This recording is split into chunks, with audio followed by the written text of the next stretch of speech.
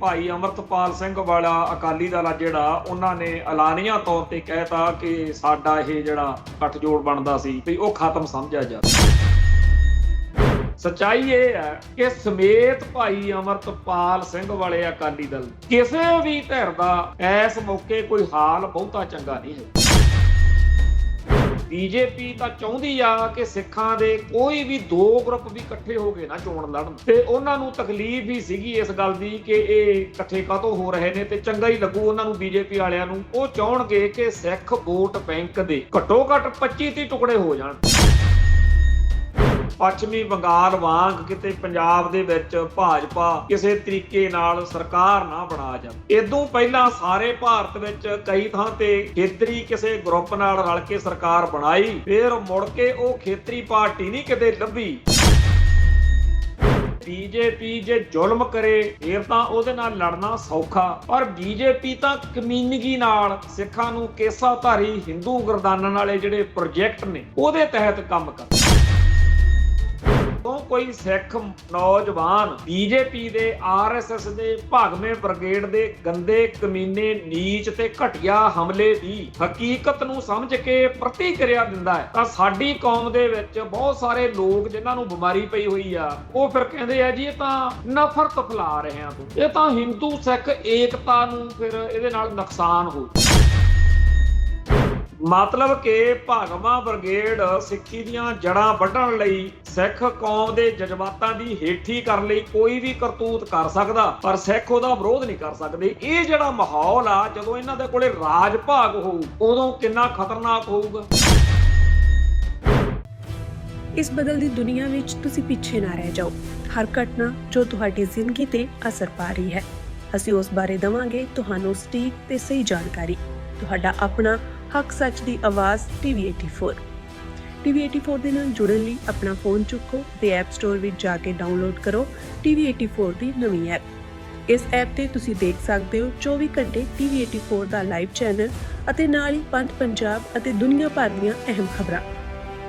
ਫਿਰ ਦੇਰ ਕਿਸ ਗੱਲ ਦੀ, ਹੁਣੇ ਡਾਊਨਲੋਡ ਕਰੋ TV84 ਦੀ ਨਵੀਂ ਐਪ।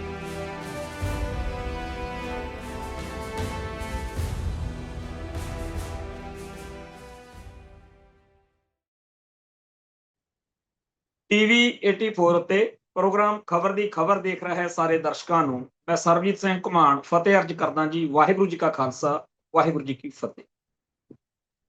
ਸਾਰੀ ਕੌਮ ਪੰਜਾਬ ਦੇ ਵਿੱਚ ਜਿਹੜੀ ਅਗਲੇ ਵਾਰ ਇਲੈਕਸ਼ਨ ਆ ਰਹੀ ਆ ਪੰਜਾਬ ਵਿਧਾਨ ਸਭਾ ਦੀ, ਉਹਦੇ ਮੱਦੇ ਨਜ਼ਰ ਇਹ ਸੋਚ ਰਹੀ ਆ ਕਿ ਇਹ ਜਿਹੜੀਆਂ ਰਵਾਇਤੀ ਪੰਜਾਬ ਦੇ ਵਿੱਚ ਸਿਆਸੀ ਪਾਰਟੀਆਂ ਨੇ, ਇਹਨਾਂ ਤੋਂ ਖਹਿੜਾ ਛੁਡਵਾਇਆ ਜਾਵੇ ਤੇ ਜਿਹੜੀ ਆਮ ਆਦਮੀ ਪਾਰਟੀ ਇੰਨੀਆਂ ਚਾਵਾਂ ਮਲਾਰਾਂ ਨਾਲ ਲਿਆਂਦੀ ਹੈ, ਇਹ ਵੀ ਪਾਏਦਾਰ ਸਾਬਤ ਨਹੀਂ ਹੋਈ।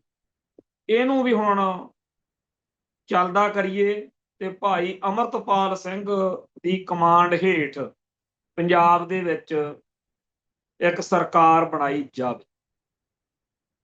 ਪਰ ਇਸ ਗੱਲ ਦੇ ਮੱਦੇ ਨਜ਼ਰ ਬੜਾ ਔਖਾ ਲੱਗਦਾ ਹੈ, ਕਿਉਂਕਿ ਇਲੈਕਸ਼ਨ ਜਿਹੜੀ ਆ ਉਹ ਲੜਨੀ, ਉਹ ਜਿੱਤਣੀ, ਜਿਹੜੀਆਂ ਸਿਆਸੀ ਤਿਗੜਮਾਂ ਨੇ, ਸ਼ਤਰੰਜੀ ਚਾਲਾਂ ਨੇ, ਜੋ ਢੰਗ ਤਰੀਕੇ ਵਰਤੇ ਜਾਂਦੇ ਆ, ਉਹ ਸਾਰਾ ਕੁਝ ਇੱਕ ਪਾਸੇ, ਤੇ ਜਿਹੋ ਜਿਹਾ ਕੱਦ ਕਰਦਾਰ, ਜਿਹੋ ਜਿਹਾ ਹਿਸਾਬ ਕਿਤਾਬ ਲੋਕ ਆਸ ਕਰਦੇ ਆ ਵਾਰਸ ਪੰਜਾਬ ਦੇ ਅਕਾਲੀ ਦਲ ਤੋਂ, ਉਹ ਬਿਲਕੁਲ ਹੋਰ ਚੀਜ਼।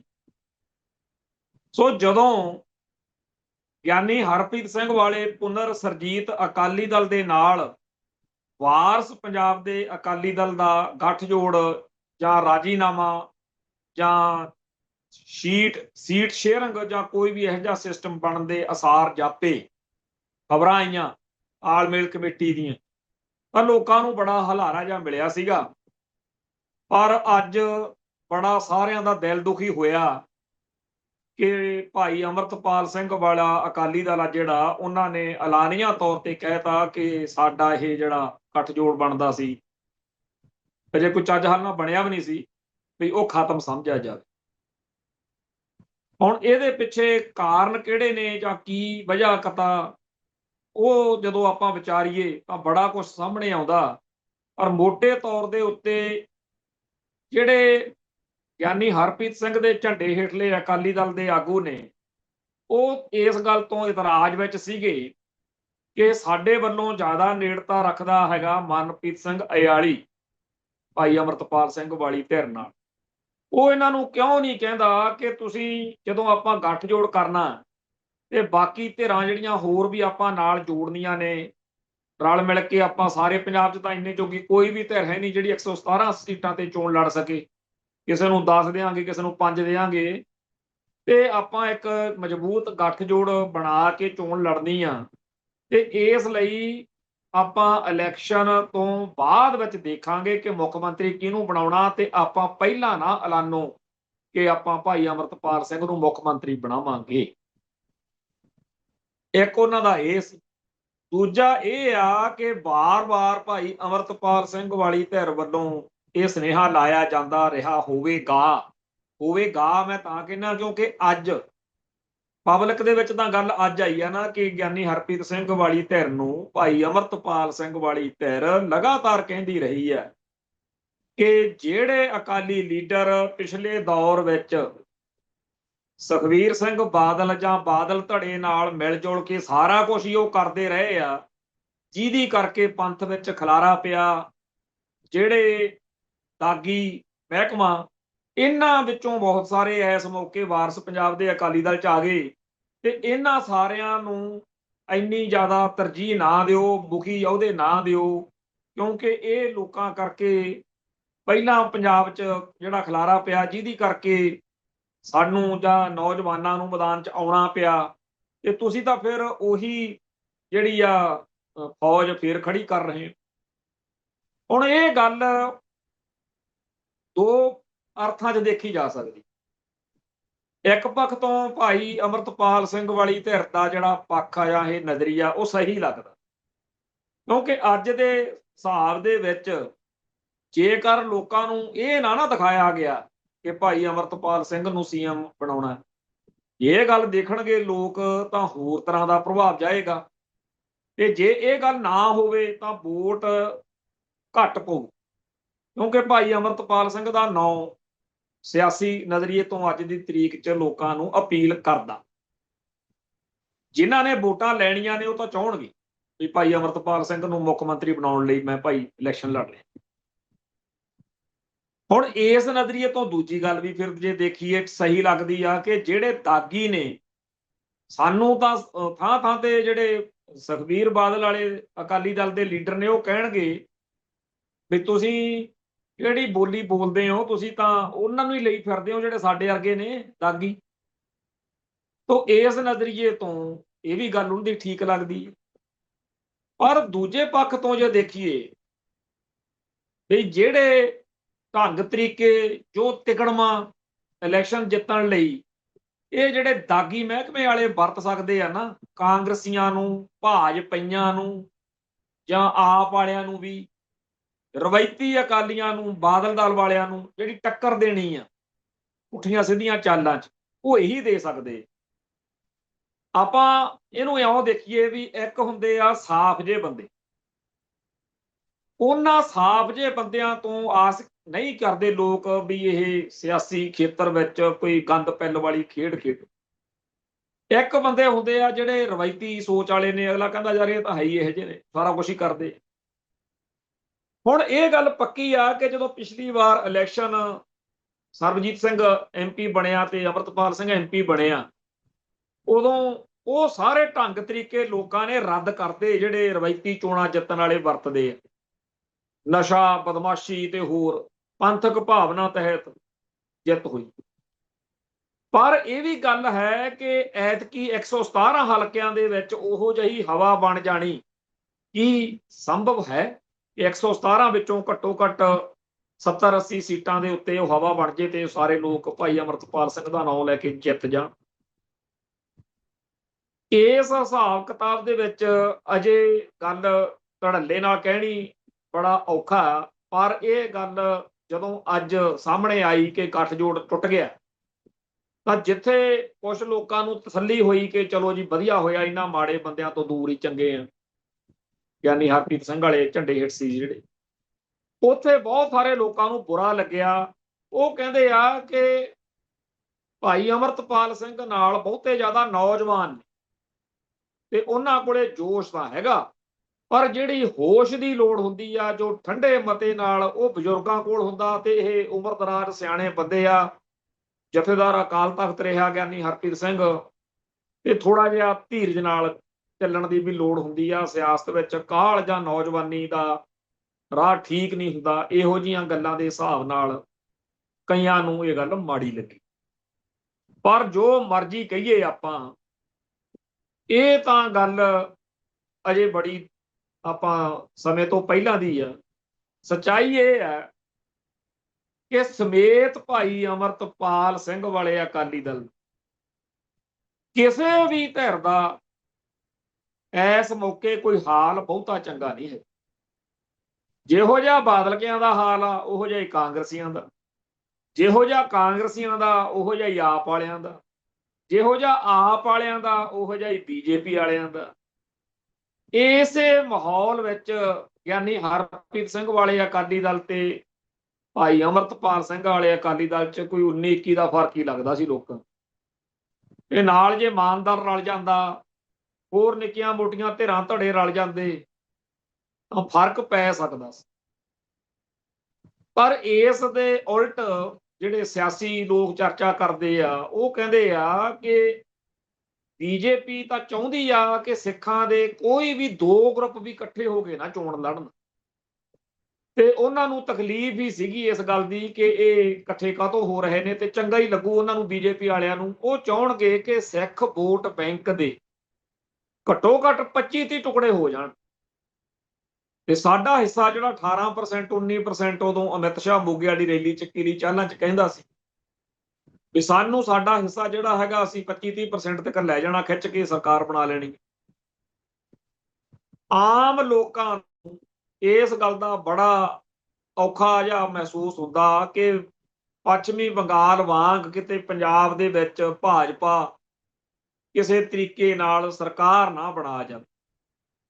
ਇਦੋਂ ਪਹਿਲਾਂ ਸਾਰੇ ਭਾਰਤ ਵਿੱਚ ਕਈ ਥਾਂ ਤੇ ਖੇਤਰੀ ਕਿਸੇ ਗਰੁੱਪ ਨਾਲ ਰਲ ਕੇ ਸਰਕਾਰ ਬਣਾਈ, ਫਿਰ ਮੁੜ ਕੇ ਉਹ ਖੇਤਰੀ ਪਾਰਟੀ ਨਹੀਂ ਕਿਤੇ ਲੱਭੀ, ਤੇ ਪੰਜਾਬ ਦੇ ਵਿੱਚ ਅਕਾਲੀ ਦਲ ਬਾਦਲ ਨਾਲ ਵੀ ਰਲ ਕੇ ਸਰਕਾਰ ਹੰਢਾਈ, ਤੇ ਹੁਣ ਅਕਾਲੀ ਦਲ ਬਾਦਲ ਆਪਦੀਆਂ ਹੀ ਗਿਣਤੀਆਂ ਮਿਣਤੀਆਂ ਚ ਪੰਥ ਨਾਲੋਂ, ਆਪਦੇ ਵੋਟ ਬੈਂਕ ਨਾਲੋਂ ਟੁੱਟ ਕੇ ਆਓ ਬੈਠਾ।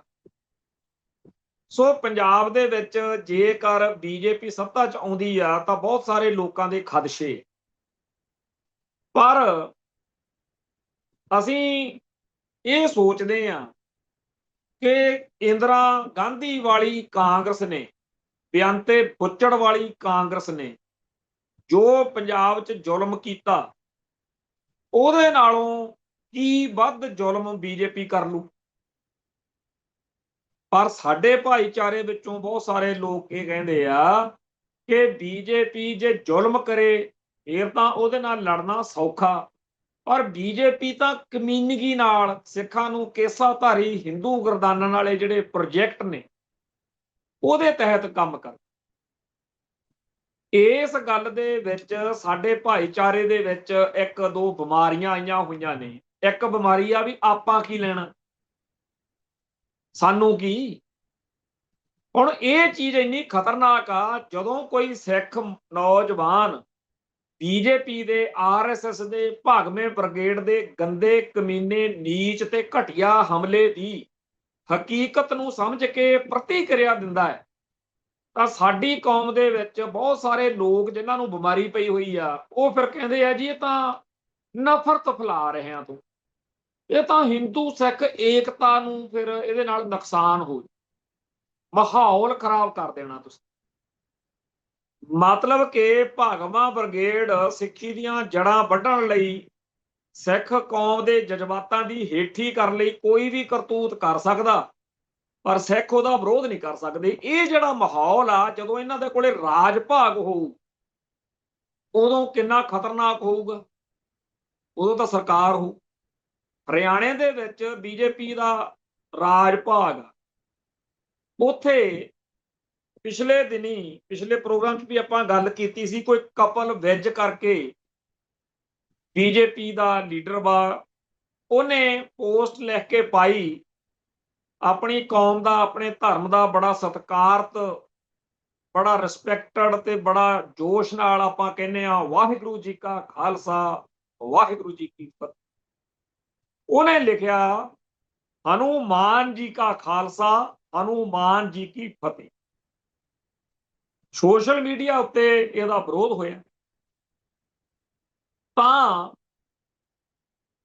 ਜਿਹੜੇ ਹਰਿਆਣਾ ਸਿੱਖ ਗੁਰਦੁਆਰਾ ਕਮੇਟੀ ਦੇ ਪ੍ਰਧਾਨ ਨੇ ਝਿੰਡਾ ਜੀ, ਸਰਦਾਰ ਜਗਦੀਸ਼ ਸਿੰਘ ਝਿੰਡਾ, ਉਹਨੇ ਬੰਦੇ ਭੇਜੇ, ਉਹਨਾਂ ਨੇ ਵੀਡੀਓ ਬਣਾਈ ਜਿਹਦੇ ਵਿੱਚ ਦੱਸਦੇ ਆ ਵੀ ਉਹਨਾਂ ਨੇ ਗਲਤੀ ਜੀ ਮੰਨ ਕੇ, ਜੀ ਮੈਂ ਤਾਂ ਗਲਤੀ ਆ ਪੋਸਟ ਡਿਲੀਟ ਕਰਤੀ, ਮੈਂ ਮਾਫੀ, ਮਤਲਬ ਮਾਫੀ ਵੀ ਨਹੀਂ, ਗਲਤੀ ਵੀ ਮੰਨੀ, ਉਹੀ ਕਹਿਤਾ ਜੀ ਜੇ ਕਿਸੇ ਦਾ ਦਿਲ ਦੁਖੀ ਹੋਇਆ ਤਾਂ ਮੈਂ ਪੋਸਟ ਡਿਲੀਟ ਕਰਤੀ। ਇਹ ਗੱਲ ਜੇ ਇੱਥੇ ਮੁੱਕ ਜਾਂਦੀ ਫਿਰ ਵੀ ਸੀ, ਹਾਲਾਂਕਿ ਤਸੱਲੀ ਤਾਂ ਨਹੀਂ ਕਿਸੇ ਦੀ ਹੋਈ, ਕਿਉਂਕਿ ਇੱਕ ਇੰਨੀ ਘਟੀਆ ਗੱਲ ਕੋਈ ਕਰੇ ਹਨੂਮਾਨ ਜੀ ਕਾ ਖਾਲਸਾ ਤੇ ਉਹਨੂੰ ਕੋਈ ਗੱਲ ਨਾ ਕਰੇ ਬੰਦਾ। ਪਰ ਅਗਲਾ ਸਟੈਪ ਇੱਕ ਹਿੰਦੂ ਅੱਤਵਾਦੀ ਆ, ਕੋਈ ਵਿਰੇਸ਼ ਸਾਂਢਲੀ ਆ, ਪਤਾ ਨਹੀਂ ਸਿੰਢਲੀ ਆ, ਇਦਾਂ ਦਾ ਉਹਦਾ ਨਾਮ, ਉਹਨੇ ਫਿਰ ਪਾਇਆ ਗੰਦ। ਉਹਨੇ ਝਿੰਡੇ ਸਾਹਿਬ ਨੂੰ ਫੋਨ ਲਾਇਆ ਬਈ ਤੁਸੀਂ ਜੀ ਕਿਵੇਂ ਵਿਰੋਧ ਕੀਤਾ, ਕਿਵੇਂ ਮਾਫੀ ਮੰਗਾਈ, ਜੇ ਉਹਨੇ ਕਹਿਤਾ ਹਨੂਮਾਨ ਜੀ ਕਾ ਖਾਲਸਾ। ਹਨੂਮਾਨ ਕਹਿੰਦਾ ਤੂੰ ਉਹਨੂੰ ਹਨੂਮਾਨ ਨੂੰ ਭਗਵਾਨ ਮਾਨਤਾ ਹੈ ਕਿ ਨਹੀਂ ਮਾਨਤਾ ਹੈ। ਮੈਨੂੰ ਤਾਂ ਲੱਗਿਆ ਸੀ ਝਿੰਡਾ ਸਾਹਿਬ ਜਾਂ ਪੰਜਾਬ ਤੋਂ ਬਾਹਰ ਕਈ ਸਿੱਖ ਵਿਚਾਰੇ ਸ਼ਾਇਦ, ਕਿਉਂਕਿ ਮਾਹੌਲ ਦਾ ਫਰਕ ਹੁੰਦਾ, ਪਰ ਝਿੰਡੇ ਨੇ ਰੱਖ ਵਿਖਾਈ, ਚਾਹੇ ਉਹਦੇ ਚ ਹੋਰ 100 ਨੁਕਸ ਹੋਣ, ਪਰ ਉਹਨੇ ਕਿਹਾ ਵੀ ਹਨੂਮਾਨ ਨੂੰ ਮੈਂ ਕਾਹਤੋਂ ਭਗਵਾਨ ਮੰਨੂਗਾ। ਉਹ ਟੁੱਟ ਕੇ ਪੈ ਗਿਆ ਸਿੰਢਲੀਆ ਜਿਹੜਾ, ਉਹ ਕਹਿੰਦਾ ਵੀ ਤੂੰ ਉਹਨੂੰ ਭਗਵਾਨ ਨਹੀਂ ਮੰਨਦਾ, ਹਿੰਦੂਆਂ ਨੂੰ ਤੇ ਹਿੰਦੂਆਂ ਦੀਆਂ ਵੋਟਾਂ ਕਾ, ਉਹ ਕਹਿੰਦਾ ਤੁਸੀਂ ਐਮਐਲਏ ਐਮਪੀ ਬਣਦੇ ਹੋਵੋਗੇ, ਇਹਨਾਂ ਹਿੰਦੂਆਂ ਦੀਆਂ ਵੋਟਾਂ ਤੁਹਾਨੂੰ ਲੋੜ ਪੈਂਦੀ ਹੋਊਗੀ, ਮੈਂ ਸ਼੍ਰੋਮਣੀ ਕਮੇਟੀ ਦਾ ਜਾਂ ਹਰਿਆਣਾ ਸਿੱਖ ਗੁਰਦੁਆਰਾ ਪ੍ਰਬੰਧਕ ਕਮੇਟੀ ਦਾ ਵੀ ਸਿੱਖਾਂ ਦੀਆਂ ਵੋਟਾਂ ਮੈਂ ਲੈਣਾ, ਮੈਨੂੰ ਤੂੰ ਕਾਹਤੋਂ ਸੁਣਾਉਣ ਲੱਗਿਆ ਹੋਇਆ ਵੀ ਤੂੰ ਹਿੰਦੂਆਂ ਦੀਆਂ ਵੋਟਾਂ ਵੀ ਮੰਗਦਾ ਹੁੰਦਾ, ਮੈਂ ਕਦੋਂ ਹਿੰਦੂਆਂ ਦੀਆਂ ਵੋਟਾਂ ਲੈਣੀਆਂ ਨੇ, ਸਾਡੇ 'ਚ ਤਾਂ ਹਿੰਦੂਆਂ ਦੀ ਕੋਈ ਵੋਟ ਹੀ ਨਹੀਂ ਬਣ ਸਕਦੀ। ਪਰ ਉਸ ਵਿਰੇਸ਼ ਸਿੰਢਲੀਆ ਨੇ ਕਾਫੀ ਰੰਡੀ ਰੋਣਾ ਪਾਇਆ। ਇਹ ਤੋਂ ਬਾਅਦ ਵਿੱਚ ਕਿਸੇ ਹੋਰ ਆਗੂ ਦੀ ਮੈਂ ਇੱਕ ਇੰਟਰਵਿਊ ਸੁਣ ਕੇ ਹਟਿਆ ਵੀ ਉਹਨੇ ਕਿਹਾ ਵੀ ਅਸੀਂ ਹੁਣ ਮੁਕੱਦਮਾ ਦਰਜ ਵੀ ਕਰਾਵਾਂਗੇ, ਅਸੀਂ ਅਕਾਲ ਤਖਤ ਤੇ ਵੀ ਕੰਪਲੇਂਟ ਦਿੱਤੀ ਆ, ਉਹ ਜਿਹੜਾ ਉਹਨੇ ਅੰਦਰ ਖਾਤੇ ਜੇ ਇੱਕ ਵਾਰੀ ਗੱਲ ਜੀ ਨਿਬੇੜੀ ਕਪਲ ਵਿਜ ਨੇ ਕਿ ਜੀ ਮੇਰੇ ਤੋਂ ਗਲਤੀ ਹੋਈ। ਇਹ ਗੱਲ ਮੈਂ ਇੱਥੇ ਉਦਾਹਰਨ ਦੇ ਰੂਪ 'ਚ ਸੁਣਾ ਰਿਹਾ ਵੀ ਜਦੋਂ ਬੀਜੇਪੀ ਦਾ ਰਾਜ ਆ ਗਿਆ ਉਦੋਂ ਇਹੋ ਜਿਹੇ ਬਹੁਤ ਹਮਲੇ ਹੋਣੇ। ਕੋਈ ਕਿਆ ਕਰੂਗਾ ਵੀ ਜਪਜੀ ਸਾਹਿਬ ਤਾਂ ਗੀਤਾ ਦਾ ਛੋਟਾ ਰੂਪ ਆ, ਕੋਈ ਕਿਆ ਕਰੂਗਾ ਪੰਜਵਾਂ ਵੇਦ ਮੰਨ ਲੈਂਦੇ ਆ ਗੁਰੂ ਗ੍ਰੰਥ ਸਾਹਿਬ ਨੂੰ, ਕੋਈ ਕਿਆ ਕਰੂਗਾ ਵੀ ਦੇਖੋ ਜੀ ਇਹ ਗੱਲਾਂ ਮੈਂ ਉਹੀ ਨਹੀਂ ਕਹਿ ਰਿਹਾ, ਇਹ ਆਰਐਸਐਸ ਪਹਿਲਾਂ ਹੀ ਸਾਰਾ ਕੁਝ ਕਰ ਰਹੀ। ਹੁਣ ਪੰਜਾਬ ਦੇ ਵਿੱਚ ਉਹਨਾਂ ਦੀ ਤਾਂ ਨਹੀਂ ਗੱਲ ਦੀ ਇਹਦੀ ਤੁਕ ਬਣਦੀ ਕਿਉਂਕਿ ਉਹਨਾਂ ਕੋਲੇ ਰਾਜ ਦੀ ਤਾਕਤ ਹੈ ਨਹੀਂ। ਜਦੋਂ ਬੀਜੇਪੀ ਕੋਲ ਰਾਜ ਦੀ ਤਾਕਤ ਆ ਗਈ ਫਿਰ ਕੀ ਹੋਏਗਾ ਬਈ ਇੱਥੇ ਨਾ ਸਾਡੇ ਪੰਜਾਬ ਦੇ ਮਾਝੇ ਜ਼ੋਨ ਵਿੱਚ ਇੱਕ ਗੱਲ ਮੰਨੀ ਜਾਂਦੀ ਸੀ ਵੀ ਮਜੀਠੀਏ ਪਰਿਵਾਰ ਦੀ ਤੂਤੀ ਬੋਲਦੀ ਆ।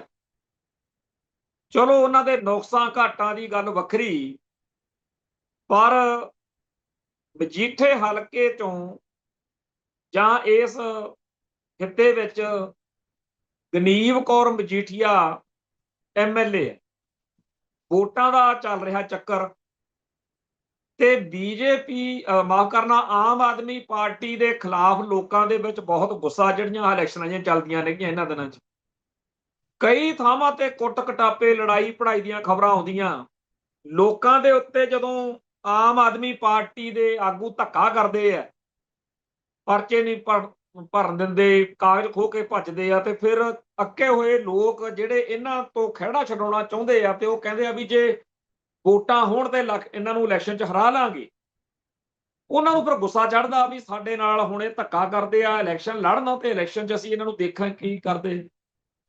ਹੁਣ ਇਹੋ ਜਿਹੇ ਮਾਹੌਲ 'ਚ ਕਈ ਥਾਂ ਦੇ ਉੱਤੇ ਲੜਾਈਆਂ ਝਗੜੇ ਹੋਏ ਨੇ ਮਾਨਸਾ ਦੇ ਵਿੱਚ ਜਿਹੜਾ ਸਿੱਧੂ ਮੂਸੇਵਾਲੇ ਨੂੰ ਹਰਾ ਕੇ ਉੱਥੇ ਐਮਐਲਏ ਬਣਿਆ ਸੀ ਆਮ ਆਦਮੀ ਪਾਰਟੀ ਦਾ ਕੋਈ ਸਿੰਗਲਾ ਸੁੰਗਲਾ।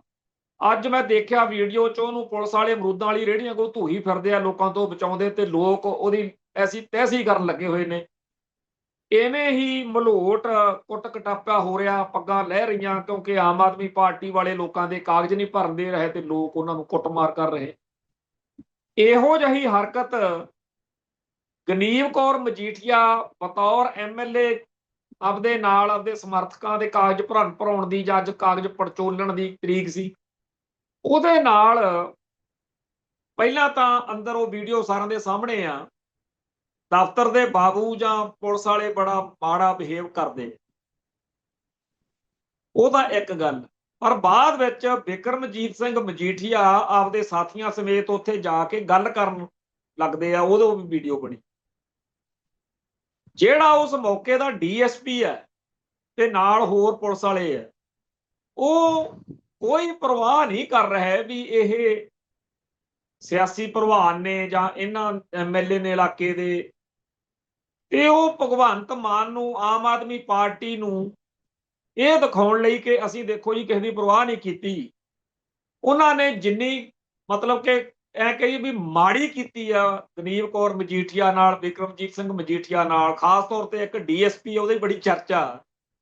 ਬਹੁਤ ਸਾਰੇ ਲੋਕ ਜਿਹੜੇ ਬਾਦਲਕਿਆਂ ਤੋਂ ਜਾਂ ਮਜੀਠੀਏ ਪਰਿਵਾਰ ਤੋਂ ਦੁਖੀ ਨੇ, ਉਹਨਾਂ ਨੂੰ ਤਸੱਲੀ ਵੀ ਹੋਊਗੀ ਵੀ ਆਪਦੇ ਰਾਜ ਵਿੱਚ ਤੁਸੀਂ ਕਿਹੜਾ ਘੱਟ ਕਰਦੇ ਰਹੇ ਹੋ। ਅਗਲਾ ਇਹੀ ਕਹਿੰਦਾ ਹੁੰਦਾ ਵੀ ਜਿਹੋ ਜਿਹੀਆਂ ਤੁਸੀਂ ਕਰਦੇ ਰਹੇ ਹੋ ਉਹ ਜਿਹੀਆਂ ਭਰੀ ਜਾਂਦੇ ਹੋ। ਇਹੀ ਪੁਲਿਸਗੇ ਉਦੋਂ ਤੁਹਾਡੇ ਵਿਰੋਧੀਆਂ ਦੇ ਨਾਲ ਹਾਂ ਹੀ ਕੁਝ ਕਰਦੇ ਹੁੰਦੇ ਆ ਜਿਹੜਾ ਅੱਜ ਤੁਹਾਡੇ ਨਾਲ ਕਰੀ ਜਾਂਦੇ ਆ ਇਹ। ਪਰ ਮੈਂ ਗੱਲ ਇਹ ਦੱਸਣੀ ਚਾਹੁੰਦਾ ਇਸ ਨੁਕਤੇ ਤੋਂ ਕਿ ਜਿਹੜੀ ਰਾਜ ਦੀ ਤਾਕਤ ਹੁੰਦੀ ਆ ਉਹ ਕਿੱਡੀ ਹੈ, ਕਿ ਇਹ ਜਿਹੜੇ ਪੁਲਿਸੀਏ ਨੇ, ਜਿਹੜੇ ਬਿਕਰਮਜੀਤ ਸਿੰਘ ਮਜੀਠੀਏ ਦੇ, ਜੇ ਕੱਲ ਕਲਾਂ ਨੂੰ ਰੱਬ ਨਾ ਕਰੇ ਇਹਨਾਂ ਦੀ ਸਰਕਾਰ ਬਣ ਜੇ ਤਾਂ ਮਜੀਠੀਏ ਦੇ ਪੈਰ ਫੜ ਲੂ ਕਿ ਜੀ ਉਦੋਂ ਉਹਨਾਂ ਦੀ ਜਿਸ ਕਾ ਰਾਜ ਉਸੀ ਕੇ ਪੂਤ, ਉਹ ਜਿਹੜਾ ਜਸਵਿੰਦਰ ਭੱਲਾ ਉਹਦੀ ਇੱਕ ਛਣਕਾਟਾ ਸੀ ਨਾ, ਉਹਦੇ ਵਿੱਚ ਉਹਨੇ ਉਹ ਸਾਰਾ ਘਟਨਾਕ੍ਰਮ ਦਾ ਮਜ਼ਾਕ ਬਣਾਇਆ ਸੀ, ਜਦੋਂ ਭੱਲੇ ਨੂੰ ਤੇ ਬਾਲ ਮੁਕੰਦ ਸ਼ਰਮੇ ਨੂੰ ਕੈਪਟਨ ਅਮਰਿੰਦਰ ਸਿੰਘ ਦੇ ਰਾਜ ਵਿੱਚ ਅਫਸਰਾਂ ਨੇ, ਖਾਸ ਤੌਰ ਤੇ ਭਾਰਤਿੰਦਰ ਸਿੰਘ ਚਾਹਲ ਹੋਣਾ ਨੇ ਜਲੀਲ ਕੀਤਾ ਸੀ, ਕੋਈ ਚੁਟਕਲਾ ਜੋਕ ਦਾ ਬਹਾਨਾ ਬਣਾ।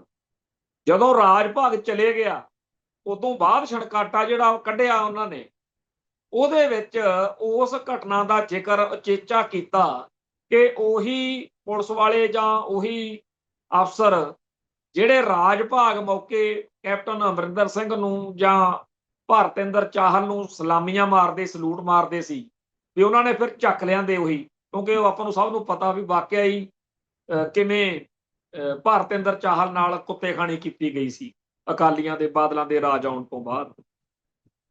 ਉਹ ਗੱਲ ਦਾ ਜ਼ਿਕਰ ਕਰਕੇ ਉਹ ਬਾਲ ਮੁਕੰਦ ਸ਼ਰਮਾ ਤੇ ਜਸਵਿੰਦਰ ਭੱਲਾ ਗੱਲ ਕਰਦੇ ਹੁੰਦੇ ਸੀ ਵੀ ਪੁਲਿਸ ਵਾਲੇ ਤਾਂ ਜੀ ਰਾਜਪੂਤ ਨੇ, ਜਿਹਦਾ ਰਾਜ ਆ ਉਹਦੇ ਪੂਤ ਨੇ। ਸੋ ਜਿਹੜਾ ਅੱਜ ਮਜੀਠੀਆ ਦਾ ਜਲੂਸ ਕੱਢ ਰਹੇ ਨੇ ਆਮ ਆਦਮੀ ਪਾਰਟੀ ਦੇ ਆਖੇ ਲੱਗ ਕੇ, ਇਹ ਰਾਜਪੂਤ, ਜਦੋਂ ਬੀਜੇਪੀ ਦਾ ਰਾਜ ਆਜੂਗਾ ਉਦੋਂ ਜਿਹੜੀ ਆਪਣੇ ਗੁਰੂ ਸਾਹਿਬਾਨ ਦੀ ਸਿੱਖਿਆ, ਜੇ ਕੋਈ ਉਹਦੀ ਵਿਆਖਿਆ ਕਰ ਰਿਹਾ ਹੋਵੇ, ਜਿਹੜੀਆਂ ਬਹੁਤ ਸਾਰੀਆਂ ਗੁਰਬਾਣੀ ਦੀਆਂ, ਸਾਡੇ ਇਤਿਹਾਸ ਦੀਆਂ ਗੱਲਾਂ ਨੇ, ਕੋਈ ਪ੍ਰਚਾਰਕ ਕਹਿ ਰਿਹਾ ਹੋਵੇ ਕਿ ਜਬ ਲਗ ਖਾਲਸਾ ਰਹੇ ਨਿਆਰਾ, ਤਬ ਲਗ ਤੇਜ ਦਿਉ ਮੈਂ ਸਾਰਾ, ਜਬ ਜੇ ਗਹੇ ਵਿਪਰਨ ਕੀ ਰੀਤ, ਵਿਪਰਨ ਦੀ ਉਹ ਵਿਆਖਿਆ ਕਰੇ ਵੀ ਬਾਹਮਣਵਾਦ, ਜਾਂ ਬਹੁਤ ਸਾਰੀਆਂ ਸਾਡੇ ਸਾਖੀਆਂ ਨੇ ਗੰਗੂ ਬਾਹਮਣ ਵਾਲੀਆਂ, ਤੇ ਉਹਨਾਂ ਦਿਨਾਂ ਦੇ ਵਿੱਚ ਪਤਾ ਨਹੀਂ ਕਦੋਂ ਬੀਜੇਪੀ ਦੇ ਆਖੇ ਲਾ ਕੇ ਪੁਲਿਸੀਏ ਥੋੜੇ ਛਤਰ ਫੇਰਨ ਆ ਜਾਣ ਵੀ ਤੂੰ ਗੁਰਦੁਆਰਿਆਂ 'ਚ ਬੜੀ ਉੱਥੇ ਕਰਨ ਲੱਗਿਆ ਸੀਗਾ। ਜਿਹੜੇ ਸਾਡੇ ਰਾਗੀ ਢਾਡੀ ਕਥਾਕਾਰ ਪ੍ਰਚਾਰਕ ਨੇ ਉਹ ਤਾਂ ਡਰਾਏ ਪਏ ਨੇ। ਜਿਹੜਾ ਨਵਾਂ ਕਾਨੂੰਨ ਆਇਆ ਭਗਵੰਤ ਮਾਨ ਹੋਣਾ ਵਾਲਾ, ਹਾਲਾਂਕਿ ਭਗਵੰਤ ਮਾਨ ਹੋਣਾ ਦੀ ਧਿਰ ਨੂੰ ਜਿਵੇਂ ਰਾਮ ਰਈਏ ਮਿਲ ਪਏ ਸੀ ਨਾ ਮੁਗਲ ਦਰਬਾਰ ਮੌਕੇ, ਲਖਪਤ ਰਾਏ ਹਿੰਦੂਆਂ ਦਾ ਮੁੰਡਾ ਹੀ ਸੀ, ਭਾਵੇਂ ਕਿ 9ਵੇਂ ਪਾਤਸ਼ਾਹ ਨੇ ਤਿਲਕ ਜਨੇਊ ਲਈ ਸ਼ਹਾਦਤ ਦੇਤੀ, ਪਰ ਲਖਪਤ ਰਾਏ ਨੇ ਤਾਂ ਐਲਾਨ ਕਰਤਾ ਸੀ ਨਾ ਵੀ ਖੱਤਰੀਆਂ ਦੇ ਘਰੋਂ ਇਹ ਚੱਲਿਆ ਸੀ ਸਿੱਖ ਧਰਮ, ਹੁਣ ਮੈਂ ਖੱਤਰੀ ਆ ਤੇ ਮੈਂ ਹੀ ਇਹਨਾਂ ਦਾ ਖਤਮ ਕਰੂੰਗਾ ਸਿੱਖ ਧਰਮ। ਸੋ ਜਿਹੜੇ ਇਹੋ ਜਿਹੇ ਬੜੇ ਰਾਮ ਰਾਏ ਹੁਣੀ, ਪਿਰਥੀ ਚੰਦ ਵਰਗੇ ਜਾਂ ਬੜੇ ਹੋਰ ਨੇ, ਇਹੋ ਜਿਹੀ ਵੈਰਾਈਟੀ ਅੱਜ ਵੀ ਆ। ਉਹਨਾਂ ਨੂੰ ਸਿੱਖ ਇਤਿਹਾਸ ਦਾ, ਸਿੱਖ ਫਲਸਫੇ ਦਾ ਕੋਈ ਮਤਲਬ ਨਹੀਂ। ਖਾਸ ਤੌਰ ਦੇ ਉੱਤੇ ਜਿਹੜੇ ਲੋਕਾਂ ਨੂੰ ਇਹ ਆ ਕਿ ਸ਼੍ਰੋਮਣੀ ਕਮੇਟੀ ਨੇ ਸਾਡੇ ਛੱਤਰ ਫੇਰਿਆ ਸੀ, ਉਹਨਾਂ ਨੂੰ ਕੋਈ ਮਤਲਬ ਨਹੀਂ ਕਿ ਜਿਹੜਾ ਨਵਾਂ ਕਾਨੂੰਨ ਆ ਇਹਦੇ ਵਿੱਚ ਵਾਕਿਆ ਹੀ ਆਹ ਘਾਟਾਂ ਹੈਗੀਆਂ ਨੇ। ਉਹਨਾਂ ਨੂੰ ਪਤਾ ਨਹੀਂ, ਉਹ 500 ਰੁਪਇਆ 1000 ਰੁਪਇਆ ਦਿੰਦੇ ਨੇ, ਉਹ ਹਰ ਰੋਜ਼ ਹੀ ਕਿਤੇ ਨਾ ਕਿਤੇ ਜਾ ਕੇ ਪ੍ਰੈਸ ਕਾਨਫਰੰਸ ਕਰਕੇ ਬਹਿ ਜਾਂਦੇ ਨੇ ਤੇ ਕਹਿੰਦੇ ਆ ਕਿ ਜੀ ਕਾਨੂੰਨ ਬਿਲਕੁਲ ਠੀਕ, ਤੇ ਸ਼ੁਕਰਾਨੇ ਮਨਾਉਂਦਾ ਫਿਰਦਾ ਭਗਵੰਤ ਮਾਨ। ਹੁਣ ਤਖਤ ਸ੍ਰੀ ਕੇਸਗੜ੍ਹ ਸਾਹਿਬ, ਤਖਤ ਸ੍ਰੀ ਦਮਦਮਾ ਸਾਹਿਬ, ਫਰੀਦਕੋਟ ਜਾਂ ਹੋਰ ਬਹੁਤ ਸਾਰੇ ਥਾਵਾਂ ਦੇ ਉੱਤੇ ਪ੍ਰੋਗਰਾਮ ਹੋ ਰਹੇ ਨੇ। ਕਾਨੂੰਨ ਦੇ ਨੁਕਸ ਗਣਾ ਕੇ ਫਲੈਕਸਾਂ ਤੱਕ ਲਾ ਦਿੱਤੀਆਂ ਗਈਆਂ। ਜਿਹਨੂੰ ਸਮਝ ਵਾ ਕਿ ਵਾਕਿਆ ਹੀ ਕਸਟੋਡੀਅਨ ਹੋਣ ਦੇ ਨਾਤੇ ਕੋਈ ਵੀ ਗੁਰੂ ਗ੍ਰੰਥ ਸਾਹਿਬ ਦੇ ਸਰੂਪ ਦੀ ਬੇਅਦਬੀ ਤੋਂ ਬਾਅਦ ਵਿੱਚ ਟੰਗਿਆ ਜਾ ਸਕਦਾ। ਇਸ ਗੱਲ ਦੇ ਉੱਤੇ ਜਿਹੜਾ ਸਮਾਣਾ ਮੋਰਚਾ ਸੀ, ਉਹਦੇ ਵਿੱਚ ਇੱਕ ਬਹੁਤ ਅਹਿਮ ਕਿਰਦਾਰ ਆ ਰਜਿੰਦਰ ਸਿੰਘ ਛੰਨਾ।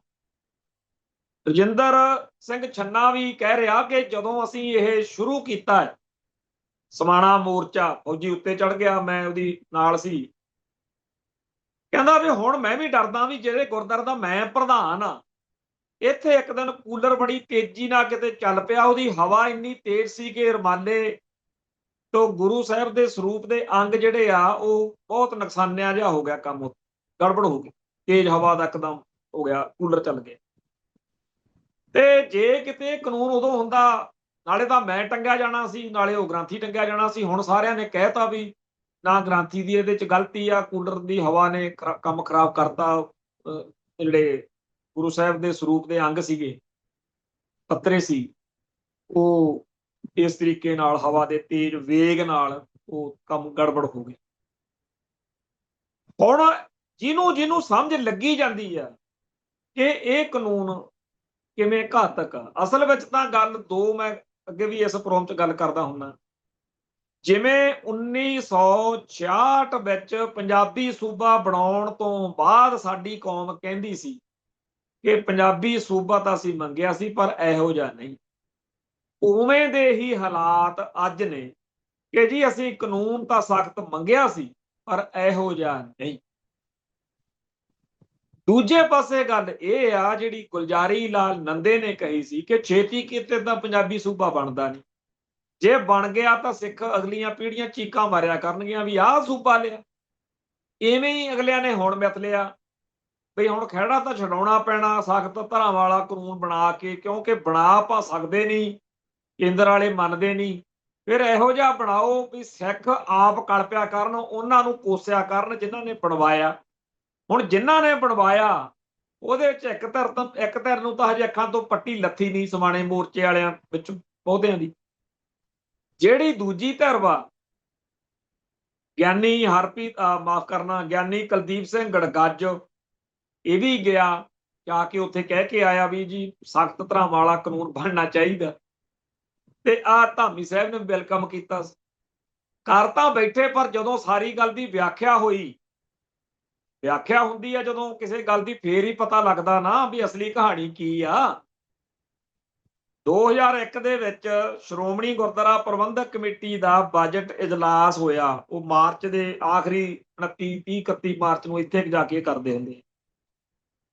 ਉਹ ਮਤੇ ਹੁੰਦੇ ਇਹਨਾਂ ਦੇ ਲਿਖੇ, ਪਹਿਲੇ ਹੀ ਉਹ ਪਾ ਦਿੰਦੇ ਆ ਤੇ ਅਖਬਾਰਾਂ 'ਚ ਛਪ ਜਾਂਦੇ। ਮੇਰਾ ਇਹ ਬੜਾ ਮਨ ਨੂੰ ਹੁੰਦਾ ਵੀ ਇਹ ਰੱਖੀਏ ਰਿਕਾਰਡ ਸਾਰਾ ਸਾਂਭ ਕੇ ਵੀ ਕੀ ਮਤੇ ਪਾਸ ਹੋਏ, ਸ਼੍ਰੋਮਣੀ ਕਮੇਟੀ ਨੇ ਕਿਹੜੇ ਮਤੇ ਪਾਸ ਕੀਤੇ।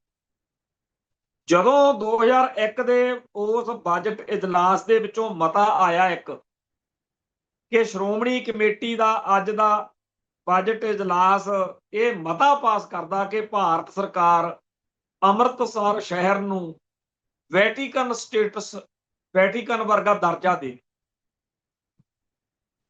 ਉਹ ਜਦੋਂ ਸੁਣਿਆ, ਮੈਂ ਦਲ ਖਾਲਸਾ ਦੇ ਦਫ਼ਤਰ ਸੀਗਾ, ਅਸੀਂ ਕੰਵਰਪਾਲ ਸਿੰਘ ਨੂੰ ਮੈਂ ਸਾਰੀ ਗੱਲ ਸਮਝਾਈ। ਅਸੀਂ ਅਗਲੇ 5-10 ਦਿਨਾਂ ਬਾਅਦ ਵਿਸਾਖੀ, ਮਾਰਚ ਤੋਂ ਬਾਅਦ ਵਿਸਾਖੀ ਦਾ ਅਪ੍ਰੈਲ ਦਾ ਆ ਜਾਂਦਾ, ਅਸੀਂ ਦਲ ਖਾਲਸਾ ਵੱਲੋਂ ਇੱਕ ਬਰੋਸ਼ਰ ਛਾਪਣਾ ਸੀ, ਉਹਦੇ ਬਾਹਰਲੇ ਪਾਸੇ ਅਸੀਂ ਉਹਦੀ ਵਿਆਖਿਆ ਕਰਤੀ ਵੈਟੀਕਨ ਸਟੇਟਸ ਦੀ, ਵੀ ਪੰਥ ਤਾਂ ਕਹਿ ਰਿਹਾ ਸੀ ਕਿ ਅੰਮ੍ਰਿਤਸਰ ਨੂੰ ਪਵਿੱਤਰ ਸ਼ਹਿਰ ਦਾ ਦਰਜਾ ਦਿੱਤਾ ਜਾਵੇ, ਇਹਦੇ ਲਈ ਸੰਘਰਸ਼ ਲੜਿਆ, ਪਰ ਚਲੋ ਉਹ ਨਹੀਂ ਤਾਂ ਹੁਣ ਸ਼੍ਰੋਮਣੀ ਕਮੇਟੀ ਨੇ ਕਿਹਾ ਕਿ ਵੈਟੀਕਨ ਦਾ ਦਰਜਾ ਚੰਗੀ ਗੱਲ ਆ, ਤੇ ਇਹ ਤਾਂ ਸਗੋਂ ਤੇ ਹੋਰ ਵੀ ਵਧੀਆ ਗੱਲ ਆ, ਕਿਉਂਕਿ ਜਿਹੜਾ ਵੈਟੀਕਨ ਵਾ ਉੱਥੇ ਇੱਕ ਤਰੀਕੇ ਨਾਲ ਉਹਨਾਂ ਦਾ ਆਪ ਦਾ ਰਾਜ ਭਾਗ ਆ, ਉਹਨਾਂ ਕੋਲੇ ਸਭ ਅਧਿਕਾਰ ਨੇ, ਇੱਕ ਪੂਰੇ ਰਾਜ ਵਾਲੇ ਕਰੰਸੀ ਵੀ ਆ ਉਹਨਾਂ ਦੀ, ਉਹਨਾਂ ਦੇ ਕੋਲੇ ਰੱਖਿਆ ਦੇ, ਉਹਨਾਂ ਕੋਲੇ ਹਰ ਚੀਜ਼ ਜਿਹੜੀ ਇੱਕ ਰਾਜ, ਮੁਕੰਮਲ ਰਾਜ ਆ ਉਹ। ਅਸੀਂ ਉਹਦੀ ਪੂਰੀ ਖੁੱਲ ਕੇ ਵਿਆਖਿਆ ਉਹ ਛਾਪ ਦਿੱਤੀ।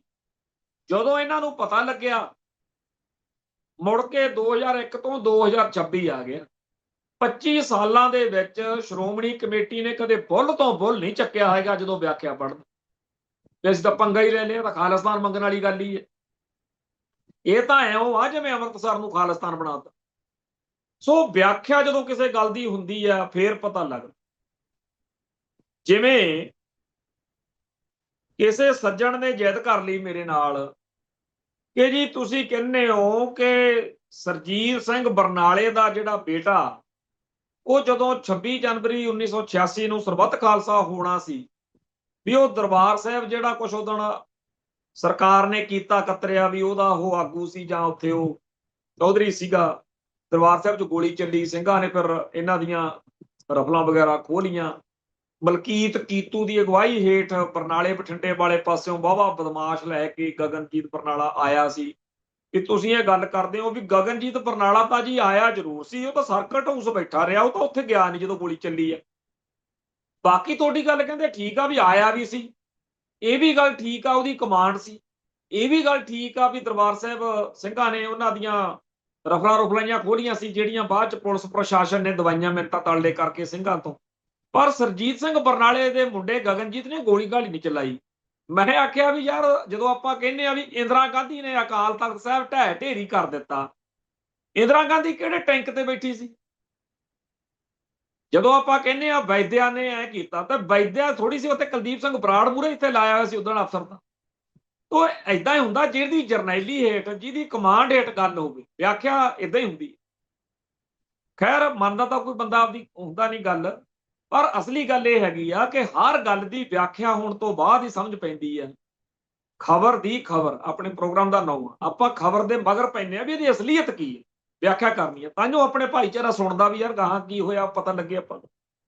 ਕੁੱਲ ਮਿਲਾ ਕੇ ਜਿਹੜੀ ਇਸ ਮੌਕੇ ਉਸ ਕਾਨੂੰਨ ਦੀ ਵਿਆਖਿਆ ਹੋਈ ਆ, ਉਹਨੇ ਲੋਕਾਂ ਨੂੰ ਕਾਫੀ ਜ਼ਿਆਦਾ ਡਰਾਇਆ ਹੋਇਆ।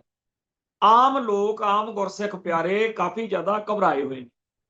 ਤੇ ਜਦੋਂ ਆਮ ਆਦਮੀ ਪਾਰਟੀ ਨੇ ਇਹੋ ਜਿਹਾ ਕਾਨੂੰਨ ਬਣਾ ਧਰਿਆ ਜਿਹੜਾ ਸਿੱਖਾਂ ਦੇ ਵਿੱਚ ਟੈਰਰ ਫੈਲਾਉਣ ਦਾ, ਦਹਿਸ਼ਤ ਫੈਲਾਉਣ ਦਾ ਇੱਕ ਰਾਹ ਬਣ ਗਿਆ, ਤੇ ਜਦੋਂ ਬੀਜੇਪੀ ਆ ਗਈ, ਉਹ ਤਾਂ ਇਹੋ ਜਿਹੇ ਕਾਨੂੰਨ ਬਣਾਊਗੀ ਕਿ ਸਾਰੇ ਧਰਮਾਂ ਦਾ ਸਤਿਕਾਰ ਕਰਨਾ ਚਾਹੀਦਾ, ਕਿਸੇ ਵੀ ਧਰਮ ਦੇ ਖਿਲਾਫ ਪਹਿਲੋਂ ਕਾਨੂੰਨ ਨੇ ਬਹਾਨਾ ਹੀ ਲੈਣਾ ਕਿ ਜੀ 295 ਲਾਓ ਇਹਦੇ ਤੇ, ਇਹਨੇ ਐਂ ਕਿਹਾ, ਕਰ ਲਓ ਵਿਆਖਿਆ ਗੁਰਬਾਣੀ ਦੇ ਅਸੂਲਾਂ ਦੀ। ਸਾਡੇ ਧਰਮ ਦੇ ਅਸੂਲਾਂ ਦੀ ਵਿਆਖਿਆ ਕਰਦੇ ਆ ਵਕਤ ਆਪਣਾ ਸਾਰੇ ਜਿੱਤੇ ਮਰਜ਼ੀ ਪਰਚਾ ਦਰਜ ਕਰਾਉਣ, ਢਾਡੀਆਂ ਨੂੰ ਸੁਣਾਉਣ ਤਾਂ ਦਿਓ, ਫਿਰ ਉਹ ਕਿਆ ਕਰਨਗੇ ਤੂੰ ਸੁਣਾ ਫਿਰ ਕਿਵੇਂ ਨੌਵੇਂ ਪਾਤਸ਼ਾਹ ਦਾ ਇਸ ਤਰ੍ਹਾਂ ਕੋਈ ਇਤਿਹਾਸ, ਗੰਗੂ ਬਾਹਮਣ ਦੀ ਸਾਖੀ ਸੁਣਾਓਗੇ ਪਰਚਾ। ਇੱਥੋਂ ਤੱਕ ਕਿ ਆ 4-5 ਸਾਲ ਦੀ ਇੱਥੇ ਮੇਰੇ ਕੋਲ ਪਈ ਆ, ਟ੍ਰਿਬਿਊਨ ਤੇ ਬੜੀ ਖਬਰ ਛਪੀ ਸੀ, ਇੱਥੇ ਖਡੂਰ ਸਾਹਿਬ ਦੇ ਇਲਾਕੇ ਦੀ ਗੱਲ ਆ, ਸੁਲਤਾਨਪੁਰ ਲੋਧੀ ਵਾਲੇ ਪਾਸੇ ਜਿਹਨੂੰ ਕਿਸੇ ਗੁਰਸਿੱਖ ਪਿਆਰੇ ਨੇ ਆਸਾ ਦੀ ਵਾਰ ਦੀ ਕਿਸੇ ਸ਼ਬਦ ਦੀ ਵਿਆਖਿਆ ਕੀਤੀ ਸੀ ਤੇ ਲਾਲੇ ਉਹਦੇ ਮਗਰ ਪੈ ਗਏ ਸੀ। ਤੇ ਬੜਾ ਔਖਾ ਹੋਣਾ, ਕਹਿੰਦੇ ਤਾਂ ਲੋਕ ਹੈਗੇ ਕਈ ਕਿ ਬੀਜੇਪੀ ਵੀ ਦੇਖ ਲਾਂਗੇ, ਪਰ ਬੀਜੇਪੀ ਦੇ ਰਾਜ ਵਿੱਚ ਜੇ ਤਾਂ AK-47 ਚਲਾਉਣ ਤੇ ਮੂਹਰਿਓਂ ਕੋਈ ਉਹੋ ਜਿਹਾ ਜਵਾਬ ਦੇਣਾ ਪੈ ਜੇ ਗੱਲ ਹੋਰ ਆ। ਪਰ ਹੁਣ ਇਹਨਾਂ ਕੰਮਾਂ 'ਚ ਸਾਡੀ ਕੌਮ ਤਾਂ ਪਹਿਲਾਂ ਹੀ, ਹੁਣ ਉਹ ਕਹਿੰਦਾ ਹਨੂਮਾਨ ਜੀ ਕਾ ਖਾਲਸਾ, ਤੇ ਉੱਥੇ ਹੋਣਾ ਤਾਂ ਇਹ ਚਾਹੀਦਾ ਸੀ ਵੀ ਸਾਰੀ ਕੌਮ ਟੁੱਟ ਕੇ ਪੈ ਜਾਂਦੀ, ਨਹੀਂ ਪੈ, ਸਾਨੂੰ ਕੀ ਵਾਲੀ ਬਿਮਾਰੀ। ਤੇ ਜਿਹੜਾ ਕੋਈ ਵਿਰੋਧ ਕਰਦਾ, ਫਿਰ ਜਦੋਂ ਆਪਣੇ ਬੀਜੇਪੀ ਦੇ ਰਾਜ ਵਿੱਚ RSS ਦੇ ਏਜੰਡੇ ਦਾ ਵਿਰੋਧ ਕਰਾਂਗੇ ਨਾ, ਉਹ ਕਹਿਣਗੇ ਜੀ ਇਹ ਤਾਂ ਬੜੇ ਵਧੀਆ ਬੰਦੇ ਆ, ਇਹ ਘੁਮਾਣ ਵਰਗੇ ਐਵੇਂ ਲਾਂਬੂ ਲਾਈ ਜਾਂਦੇ ਆ, ਮਾਹੌਲ ਖਰਾਬ ਕਰਦੇ ਆ, ਉਹ ਤਾਂ ਹਿੰਦੂ ਸਿੱਖ ਏਕਤਾ ਦੀ ਗੱਲ ਕਰਦੇ ਆ। ਸੋ ਜਿਸ ਕੌਮ ਦੇ ਲੋਕਾਂ ਨੂੰ ਇਹ ਨਹੀਂ ਪਤਾ ਕਿ ਹਿੰਦੂ ਸਿੱਖ ਏਕਤਾ ਦਾ ਮਤਲਬ ਆ ਵੀ ਸਿੱਖੀ ਦੀ ਬਲੀ ਦੇਣੀ ਤੇ ਹਿੰਦੂਇਜ਼ਮ ਦੇ ਝੰਡੇ ਚਲਾਉਣੇ, ਹਿੰਦੂ ਸੱਭਿਆਚਾਰ ਨੂੰ ਸਿੱਖ ਸੱਭਿਆਚਾਰ ਦੇ ਉੱਪਰ ਦੀ ਚੜ੍ਹਤ ਕਰਨ। ਇਸ ਤਰ੍ਹਾਂ ਦੇ ਹਮਲਿਆਂ ਨੂੰ ਸਮਝਣ ਲਈ ਜਿਨ੍ਹਾਂ ਕੋਲੇ ਬਿਰਤੀ ਆ ਉਹਨਾਂ ਨੂੰ ਕਹਿਣਾ ਜੀ ਨਫ਼ਰਤ ਫੈਲਾਉਂਦੇ ਆ, ਤੇ ਆਪ ਕਿਸੇ ਜਹੀ ਨਾਲ ਤੇ ਗੱਲ ਕਰਨੋਂ ਰਹੀ। ਇਹੋ ਜਿਹੇ ਮਾਹੌਲ ਵਿੱਚ ਸਾਡੇ ਸਾਰੇ ਸਿਆਸੀ ਪ੍ਰਵਾਨ ਜਿਹੜੇ ਪੰਜਾਬ ਨੂੰ ਸਿਆਸੀ ਤੌਰ ਦੇ ਉੱਤੇ ਕਹਿੰਦੇ ਆ ਜੀ ਅਸੀਂ ਰੀਪ੍ਰਜੈਂਟ ਕਰਦੇ ਹਾਂ, ਇਹਨਾਂ ਦੀ ਸਮਝ ਤਾਂ ਇਹ ਹੋਣੀ ਚਾਹੀਦੀ ਆ ਕਿ ਜਿਹੜੇ ਲੋਕ ਪੰਜਾਬ ਤੇ ਪੰਥ ਦੇ ਦੁਸ਼ਮਣ ਨੇ ਉਹਨਾਂ ਨੂੰ ਨਹੀਂ ਅਸੀਂ ਪੰਜਾਬ 'ਚ ਵੜਨ ਦੇਣਾ। ਆਪਸ ਵਿੱਚ ਹੀ ਜੋ ਅਸੀਂ ਮਰਜ਼ੀ, ਜੇ ਕਦੇ ਕੋਈ ਰਾਜ ਕਰ ਗਿਆ ਕਦੇ ਕੋਈ ਰਾਜ ਕਰ ਗਿਆ, ਕਿਉਂਕਿ ਕਿਸੇ ਨੇ ਤਾਂ ਰਾਜ ਕਰਨਾ ਹੀ ਆ, ਕਿਸੇ ਨੇ ਤਾਂ ਸਰਕਾਰ ਬਣਾਉਣੀ ਹੈ। ਪਰ ਇੱਥੇ ਕੀ ਆ, ਹਰੇਕ ਪਾਰਟੀ ਕਹਿੰਦੀ ਆ ਗਲੀਆਂ ਹੋਵਣ ਸੁੰਨੀਆਂ ਤੇ ਵਿੱਚ ਸਾਡੇ ਵਾਲਾ ਹੀ ਫਿਰੇ ਗੱਲਾਂ। ਇਸ ਸੋਚ ਤਹਿਤ ਅਮਰਤਪਾਲ ਸਿੰਘ ਵਾਲੀ ਧਿਰ ਨੂੰ ਲੋਕ ਇਸ ਵਾਰ ਜ਼ਿਆਦਾ ਤਰਜੀਹ ਦੇ ਰਹੇ ਨੇ, ਤਾਂ ਉਹਨਾਂ ਦੀ ਜ਼ਿੰਮੇਵਾਰੀ ਵੀ ਬਹੁਤ ਭਾਰੀ ਹੈ। ਜਦੋਂ ਵਕਤ ਬੀਤ ਗਿਆ, ਅੱਜ ਉਹਨਾਂ ਨੂੰ ਕਿਸੇ ਨੇ ਨਹੀਂ ਕਹਿਣਾ ਕਿ ਤੁਸੀਂ ਭਾਈ ਸੰਭਲੋ, ਸਾਵਧਾਨ ਰਹੋ। ਕਿਉਂਕਿ ਜਵਾਨ ਉਮਰ ਵਾ ਤੇ ਹਰੇਕ ਬੰਦੇ ਨੂੰ ਅੱਜ ਦੇ ਸੋਸ਼ਲ ਮੀਡੀਆ ਦੇ ਦੌਰ ਵਿੱਚ ਤਹਿਜ਼ੀਬ ਦਾ ਪੱਲਾ ਛੱਡਿਆ ਹੋਇਆ, ਗੰਦੀ ਗਾਲ ਮੂਹਰੋਂ ਟਕਾ ਕੇ ਅਗਲੇ ਕੱਢਦੇ ਆ, ਤੇ ਕਿਹਨੂੰ ਬਿਰਤਾ ਪਈ ਆ ਵੀ ਹਲਕੇ ਜਿਹੇ ਕਿਰਦਾਰ ਵਾਲੇ ਬੰਦੇ ਤੋਂ ਗੰਦੀਆਂ ਗਾਲਾਂ ਸੁਣੇ। ਉਹਨਾਂ ਨੇ ਤਾਂ ਇੱਕ ਇੰਜਣ ਮਹਿਕਮਾ ਵੀ ਬਣਾਇਆ ਹੋਇਆ ਹੁੰਦਾ ਸੀਗਾ ਪਹਿਲਾਂ, ਜਿਹਦਾ ਕੰਮ ਹੀ ਇਹ ਸੀਗਾ ਵੀ ਜਿਹੜੇ ਸਾਡੇ ਨਾਲ ਸਹਿਮਤ ਨਹੀਂ ਉਹਨਾਂ ਦੇ ਪਰਿਵਾਰਾਂ ਦੀਆਂ ਗੰਦੀਆਂ ਫੋਟੋਆਂ ਬਣਾ ਕੇ ਐਡਿਟ ਕਰਕੇ ਪਾਓ। ਮੈਨੂੰ ਕਈ ਪੁੱਛਦੇ ਆ ਕਿ ਜੀ ਤੁਸੀਂ ਅੱਜ ਕੱਲ ਭਾਈ ਅਮਰਤਪਾਲ, ਮੈਂ ਕਿਹਾ ਦੇਖੋ ਇੱਕ ਤਾਂ ਚਲੋ ਵੈਸੇ ਵੀ ਜੈਨੂਅਨ ਜੀ ਗੱਲ ਆ ਕਿ ਉਹਨਾਂ ਦਾ ਬਣਦਾ ਹੱਕ, ਪਰ ਦੂਜੀ ਗੱਲ ਇਹ ਆ ਕਿ ਜੇ ਮੈਂ ਕਵਾਂ ਕਿ ਭਾਈ ਉਹ ਨਾ ਇਲੈਕਸ਼ਨ ਲੜਨ, ਨਾ ਉਹ ਜਿੱਤਣ, ਨਾ ਉਹ ਐ ਨਾ ਉਹ ਬੋ ਨਾ, ਤੇ ਫਿਰ ਗਾਲਾਂ ਹੀ ਕੱਢਣਗੇ, ਤੇ ਮੈਂ ਕਾਹਤੋਂ ਗਾਲਾਂ ਖਾਵਾਂ ਉਹਨਾਂ? ਉਹ ਵੈਸੇ ਹੀ ਉਹਨੇ ਵੈਸੇ ਉਹ ਤਾਂ ਬਿਨਾਂ ਗੱਲ ਤੇ ਕੱਢ ਕੁੱਟ ਲੈਂਦੇ ਵਿਚਾਰੇ, ਕੰਮ ਹੀ ਇਹ। ਉਹਨਾਂ ਦਾ ਤਾਂ ਇੱਕ ਪੂਰਾ ਵਿੰਗਵਾ, ਚਾਹੇ ਉਹ ਕਹੀ ਜਾਵੇ ਕੋਈ ਬੰਦਾ ਵੀ ਉਹਨਾਂ ਦਾ ਸਾਡੇ ਨਾਲ ਕੋਈ ਸੰਬੰਧ ਨਹੀਂ, ਜੇ ਆ ਉਹ ਆ, ਪਰ ਸੱਚਾਈ ਇਹ ਆ ਕਿ ਭਾਈ ਅਮਰਤਪਾਲ ਸਿੰਘ ਦੇ ਸਾਰੇ ਸਿਸਟਮ ਦੇ ਵਿੱਚ ਇਹ ਚੀਜ਼ ਹੈਗੀ ਹੈ। ਤੇ ਜਦੋਂ ਭਾਈ ਅਮਰਤਪਾਲ ਸਿੰਘ ਨੂੰ ਮੈਂ ਇੱਥੇ ਮਿਲਿਆ ਸੀ, ਸਾਡੇ ਮਿੱਤਰ ਨੇਗੇ ਬਾਬਾ ਰਛਪਾਲ ਸਿੰਘ, ਨੌਰੰਗਾਬਾਦ ਨਿਹੰਗ ਸਿੰਘਾਂ ਦੀ ਛਾਉਣੀ ਆ, ਉੱਥੇ ਭਾਈ ਅਮਰਤਪਾਲ ਸਿੰਘ ਨੂੰ ਮਿਲ ਕੇ ਮੈਂ ਇਹ ਗੱਲ, ਦੋ ਨੁਕਤੇ ਉਹਨੂੰ ਮੈਂ ਕਹੇ ਸੀ ਜਦੋਂ ਕਿਹਾ ਵੀ ਆਪਾਂ ਮਿਲੀਏ ਕਰਿਆ ਕਰੀਏ। ਤੇ ਮੈਂ ਕਿਹਾ ਵੀ ਇੱਕ ਤਾਂ ਤੇਰੇ ਫੌਜ ਦੇ ਵਿੱਚ ਉਹ ਬੰਦੇ ਜਿਨ੍ਹਾਂ ਨੇ, ਮੇਰੀ ਬੱਚੀ 2.5 ਮਹੀਨੇ ਦੀ ਸੀ ਉਦੋਂ, ਤੇ ਮੇਰੀ ਸਿੰਘਣੀ ਜਿਹੜੀ ਕਿ ਇੱਕ ਸ਼ਹੀਦ ਪਰਿਵਾਰ ਦੀ ਧੀ ਆ, ਘਰ ਦੀ ਕੁਰਕੀ ਹੋਈ ਆ, ਤੇ ਉਹਨੂੰ ਬਗੈਰ ਕਿਸੇ ਗੱਲ ਤੋਂ ਗੰਦ ਬਕਿਆ ਸੀ, ਉਹ ਤੁਹਾਡੀ ਸੈਨਾ ਦੇ ਚੌਧਰੀ ਹੈ। ਤੇ ਦੂਜੀ ਆ ਜਿਹੜੇ ਬੰਦੇ ਆ ਫਲਾਨੇ ਫਲਾਨੇ ਨਾਂ ਲੈ ਉਹਨੂੰ, ਮੈਂ ਕਿਹਾ ਇਹਨਾਂ ਤੋਂ ਬਗੈਰ ਤੇਰਾ ਕੱਖ ਨਹੀਂ, ਤੇ ਅਸੀਂ ਇਹਨਾਂ ਨੂੰ ਕੱਖ ਨਹੀਂ ਸਮਝਦੇ। ਬਾਕੀ ਤੂੰ ਭਾਈ ਇਹਨਾਂ ਤੋਂ ਬਗੈਰ ਚੱਲ ਹੀ ਨਹੀਂ ਸਕਦਾ ਹੈਗਾ, ਤੇ ਆਪਦੇ ਲੈ ਨਜ਼ਾਰੇ ਕੋਈ ਨਾ, ਤੂੰ ਤੈਨੂੰ ਦਿਖਾ ਦੇਣਗੇ ਤਾਰੇ, ਤੈਨੂੰ ਆ ਜੂ, ਕਿਉਂਕਿ ਤੂੰ ਬਾਹਰੋਂ ਆਇਆ। ਤੇ ਉਹੀ ਕੰਮ ਹੋਇਆ, ਉੱਪਰ ਦਾ ਕਰਤਾ ਵਿਚਾਰੇ ਨੂੰ ਡਿਬਰੂਗੜ੍ਹ, ਤੇ ਹੁਣ ਕਹਿੰਦੇ ਆ ਜੀ ਉਹ ਐ ਹੋ ਗਿਆ ਤੇ ਉਹ ਹੋ ਗਏ। ਖੈਰ, ਅਸੀਂ ਇਸ ਮੌਕੇ ਇਹੀ ਚਾਹਾਂਗੇ ਕਿ ਭਾਈ ਅਮਰਤਪਾਲ ਸਿੰਘ ਮੁੱਖ ਮੰਤਰੀ ਬਣਨ। ਉਹਨਾਂ ਦੇ ਉਹ ਕਾਰਜ ਜਿਨ੍ਹਾਂ ਨਾਲ ਉਹਨਾਂ ਦੇ ਰਾਹ 'ਚ ਅੜਿੱਕਾ ਪੈਂਦਾ ਹੋਵੇ, ਅਸੀਂ ਉਹਨਾਂ ਦੀ ਵੀ ਗੱਲ ਕਰਾਂਗੇ, ਤਾਂ ਕਿ ਹੋ ਸਕਦਾ ਸੁਣ ਕੇ ਉਹ ਕਹਿਣ ਯਾਰ ਆਪਾਂ ਰੁਕ ਜਾਈਏ, ਆਹ ਗਲਤੀ ਨਾ ਕਰੀਏ। ਤੇ ਹੋ ਸਕਦਾ ਉਹਨਾਂ ਚੋਂ ਵੀ ਕੋਈ ਗੱਲ ਲੱਭ ਜੇ ਜਿਨ੍ਹਾਂ ਨਾਲ ਉਹਨਾਂ ਦੀ ਸ਼ਕਤੀ ਵੱਧਦੀ ਹੋਵੇ। ਜਿਵੇਂ ਅਸੀਂ ਕਵਾਂਗੇ, ਅਸੀਂ ਚਾਹਾਂਗੇ ਕਿ ਉਹਨਾਂ ਦੇ ਹੋਰ ਸਿਆਸੀ ਦਲਾਂ ਨਾਲ ਸੁਖਾਵੇਂ ਸੰਬੰਧ ਰਹਿਣ, ਤੇ ਕੋਈ ਪਤਾ ਉਹਨਾਂ ਦੇ ਦਿਲ ਗੱਲ ਲੱਗ ਜੇ, ਤੇ ਉਹਨਾਂ ਦੇ ਬੰਦੇ ਜਿਹੜੇ ਆ ਉਹ ਗੱਲ ਸੁਣ ਕੇ ਕਹਿਣ ਕਿ ਆਪਾਂ ਯਾਰ ਅੱਗੇ ਵਧੀਏ। ਮੈਂ ਤਾਂ ਮਤਲਬ ਕਿ ਜਿੰਨੀ ਕੁ ਅਕਲ ਹੁੰਦੀ ਆ, ਆਪਣੀ ਗੱਲ ਸੁਣਨੀ ਆ ਜਾਂ ਨਹੀਂ ਮੰਨਣੀ ਉਹਨਾਂ ਦੀ ਮੌਜ ਆ। ਆਪਾਂ ਤਾਂ ਕਹਿ ਦਿਆਂਗੇ ਤੁਸੀਂ ਯਾਰ ਜਦੋਂ ਸਿਆਸਤੀ ਕਰਨ ਲੱਗ ਗਏ, ਕਰ ਦੋ ਐਲਾਨ, ਜਿਵੇਂ ਪਿੱਛੇ ਜੇ ਕੀਤਾ ਹੈਗਾ ਐਲਾਨ ਵੀ ਉਹਨੂੰ ਡਿਪਟੀ ਸੀਐਮ ਬਣਾ ਦਿਆਂਗੇ, ਉਹਨੂੰ ਆਹ ਕਰ ਦਿਆਂਗੇ ਦਲਿਤਾਂ ਚੋਂ ਜਾਂ ਹਿੰਦੂਆਂ ਚੋਂ। ਸਿੱਧਾ ਹੀ ਕਹੋ ਵੀ ਅਸੀਂ 30 ਸੀਟਾਂ ਤਾਂ ਪੰਜਾਬ 'ਚ ਹਿੰਦੂਆਂ ਨੂੰ ਦੇਵਾਂਗੇ, 30 ਸੀਟਾਂ ਅਸੀਂ ਅਦਰਸ ਜਿਹੜੇ ਨੇ ਜਿਵੇਂ OBC ਜਾਂ ਦਲਿਤ ਜਿਹਨਾਂ ਨੂੰ ਕਿਹਾ ਜਾਂਦਾ ਉਹਨਾਂ ਨੂੰ ਦੇ ਦਾਂਗੇ, ਤੇ ਬਾਕੀ ਸੀਟਾਂ ਅਸੀਂ ਚੋਣ ਲੜਾਂਗੇ। ਇਹੋ ਜਿਹੀਆਂ ਗੱਲਾਂ ਕਰੋ ਫਿਰ, ਮਤਲਬ ਕਿ ਜਿਹੜੇ ਹਰ ਉਹ ਗੱਲ ਜਿਹਦੇ ਨਾਲ ਤੁਹਾਡੇ ਵਿਰੋਧੀ ਤੁਹਾਨੂੰ ਇਲਜ਼ਾਮ ਲਾਉਂਦੇ ਆ, ਕਿਉਂਕਿ ਸਿਆਸਤ ਵਿੱਚ ਤਾਂ ਇਹੀ ਕੁਛ ਹੁੰਦਾ। ਤੇ ਖਾਲਿਸਤਾਨ ਦੀ ਗੱਲ ਕਰਨੀ ਹੈ ਜਾਂ ਨਹੀਂ ਕਰਨੀ, ਕਿਉਂਕਿ ਇਮਾਨਦਾਰ ਵਾਲੇ ਵੀ ਤਾਂ ਨਾਲੇ ਖਾਲਿਸਤਾਨ ਦੀ ਗੱਲ ਵੀ ਕਰੀ ਜਾਂਦੇ, ਇਲੈਕਸ਼ਨ ਲੜੀ ਜਾਂਦੇ, ਉਹ ਵੀ ਕੋਈ ਏਡੀ ਗੱਲ ਨਹੀਂ। ਸਿੱਧਾ ਕਹੋ ਵੀ ਸੀਟ ਭਾਈ ਤੂੰ ਲੈ, ਸਾਨੂੰ ਨਹੀਂ ਪਤਾ, ਚਾਹੇ ਤੂੰ ਖਾਲਿਸਤਾਨ ਕਹਿ ਕੇ ਜਿੱਤ ਲਾ ਤੇ ਚਾਹੇ ਖਾਲਿਸਤਾਨ ਛੱਡ ਕੇ ਜਿੱਤ ਲਾ, ਸਾਡਾ ਤੂੰ ਖੜਾ, ਸਾਡੀ ਗੱਲ ਛੱਡ ਕੇ ਪਾਰਟੀ ਦਾ ਕੀ ਏਜੰਡਾ, ਇਲੈਕਸ਼ਨ ਜਿੱਤਣੀ ਆ, ਇਲੈਕਸ਼ਨ ਜਿੱਤ ਕੇ ਲਿਆ। ਏਦਾਂ ਦੀਆਂ ਗੱਲਾਂ ਹੀ ਕਰਨੀਆਂ ਪੈਂਦੀਆਂ ਇਲੈਕਸ਼ਨ 'ਚ ਤਾਂ। ਖੈਰ, ਏਕਤਾ ਟੁੱਟਣ ਤੋਂ ਬਾਅਦ ਲੋਕ ਕਾਫੀ ਜ਼ਿਆਦਾ ਇਹ ਤੇ ਚਰਚਾ ਹੋ ਰਹੀ ਆ, ਆਪਾਂ ਵੀ ਕਰ ਲਈ। ਇੱਕ ਇੱਥੇ ਗੱਲ ਚੱਲ ਰਹੀ ਆ ਕਿ ਹਿਮਾਚਲ ਦੇ ਵਿੱਚ ਇਹਨਾਂ ਦਿਨਾਂ ਦੇ ਵਿੱਚ ਜਦੋਂ ਲੋਕ ਘੁੰਮਣ ਜਾਂਦੇ ਆ, ਹਿਮਾਚਲ ਦੇ ਲੋਕ ਫਿਰ ਪੰਜਾਬੀਆਂ ਦੀ ਟਿਕਾ ਕੇ ਕੁੱਤੇ ਖਾਣੀ ਕਰਦੇ ਰਹੇ। ਉਦੋਂ ਬਾਕੀ ਭਾਰਤ ਚੋਂ ਆਏ ਲੋਕਾਂ ਨੇ, ਖਾਸ ਤੌਰ ਤੇ ਦਿੱਲੀ ਵੱਲੋਂ ਆਉਣ ਵਾਲੇ ਲੋਕਾਂ ਨੇ ਕਦੇ ਬਹੁਤਾ ਗੌਲਿਆ ਨਹੀਂ ਸੀ, ਪਰ ਪਿਛਲੇ 3-4 ਦਿਨ ਤੋਂ ਹਿਮਾਚਲ ਦੇ ਵਿੱਚ ਜੋ ਪੰਜਾਬੀਆਂ ਨਾਲ ਪਹਿਲਾਂ ਹੁੰਦਾ ਰਿਹਾ, ਉਹ ਦਿੱਲੀ ਦੇ ਵਿੱਚੋਂ ਆਉਣ ਵਾਲੇ ਟੂਰਿਸਟਾਂ ਨਾਲ ਹੋ ਰਿਹਾ। ਤੇ ਇਹ ਗੱਲ ਚੰਗੀ ਗੱਲ ਹੈ, ਕਿਉਂਕਿ ਬਾਕੀ ਸਾਰੇ ਭਾਰਤ ਨੂੰ ਪਤਾ ਲੱਗਣਾ ਚਾਹੀਦਾ ਕਿ ਹਿਮਾਚਲ ਦੇ ਵਿੱਚ ਟੂਰਿਸਟਾਂ ਨਾਲ ਕੀ ਵਾਪਰਦਾ। ਇਸ ਕਰਕੇ, ਕਿਉਂਕਿ ਪਿਛਲੇ ਦਿਨੀ ਉਸੇ ਹਿੰਦੂ ਅੱਤਵਾਦੀ ਦੀ ਵੀਡੀਓ ਅਸੀਂ ਦੇਖੀ ਆ, ਜਿਹੜਾ ਪਿਛਲੇ ਸਾਲ ਬੜਾ ਚੌਧਰੀ ਬਣਿਆ ਫਿਰਦਾ ਸੀ ਕਿ ਭਿੰਡਰਾਂਵਾਲੇ ਦੀ ਫੋਟੋ ਵਾਲੇ ਝੰਡੇ ਕਾਹਤੋਂ ਲਾ ਕੇ ਆਉਂਦੇ ਆ। ਉਹ ਕਲਪਦਾ ਫਿਰਦਾ ਸੀ ਵੀ ਸਾਰੇ ਹੋਟਲ ਵਿਹਲੇ ਪਏ। ਖੈਰ, ਜਿੰਨਾ ਟਾਈਮ ਲੋਕਾਂ ਦਾ ਮੂੰਹ ਹਿਮਾਚਲ ਤੋਂ ਮੁੜ ਕੇ ਇੱਧਰ ਨੂੰ ਨਹੀਂ ਹੁੰਦਾ ਕਸ਼ਮੀਰ ਵੱਲ, ਉਹਨਾਂ ਟਾਈਮ ਹਿਮਾਚਲ 'ਚ ਕੁੱਤੇ ਖਾਣੀ ਹੁੰਦੀ ਰਹਿਣੀ ਆ। ਤੇ ਜਿੰਨਾ ਟਾਈਮ ਲੋਕ ਹਟਦੇ ਨਹੀਂ, ਉਹਨਾਂ ਟਾਈਮ ਹਿਮਾਚਲ ਦੇ ਵਿੱਚ ਜਿਹੜਾ ਵਧੀਕੀਆਂ ਨੇ ਇਹ ਰੁਕਣੀਆਂ ਨਹੀਂ। ਇੱਥੇ ਸਮਾਪਤੀ ਕਰਦੇ ਹਾਂ, ਕੱਲ ਨੂੰ ਫਿਰ ਮਿਲਾਂਗੇ ਜੀ। ਨਾਨਕ ਨਾਮ ਚੜ੍ਹਦੀ ਕਲਾ, ਤੇਰੇ ਭਾਣੇ ਸਰਬੱਤ ਦਾ ਭਲਾ। ਵਾਹਿਗੁਰੂ ਜੀ ਕਾ ਖਾਲਸਾ, ਵਾਹਿਗੁਰੂ ਜੀ ਕੀ ਫਤਿਹ।